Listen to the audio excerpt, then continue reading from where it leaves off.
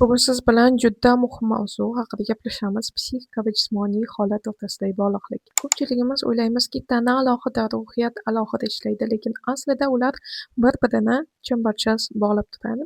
Masalan, siz stressda bo'lganingizda nima bo'ladi? Yuragingiz tez ura boshlaydi, nafasingiz qisqaradi, mushaklar taranglashadi. Bu psixikaning jismga ta'siri yoki aksincha. Agar siz yetarlicha uxlamasangiz, noto'g'ri ovqatlansangiz, kayfiyatingiz tushadi, asabiylashasiz, hatto depressiyaga tushishingiz mumkin. Bu jismning psixikaga ta'siri. Shuning uchun o'zingizga g'amxo'rlik qilish faqat sport yoki faqat meditatsiya bilan cheklanmasligi kerak.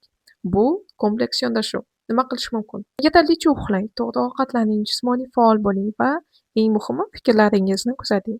Chunki sog'lom fikr sog'lom tana degani. O'zingizni eshiting. Tanangiz va ongingiz siz bilan doimo muloqotda. Agar siz ularni tushunishni o'rgansangiz, hayotingiz sifat jihatdan o'zgaradi.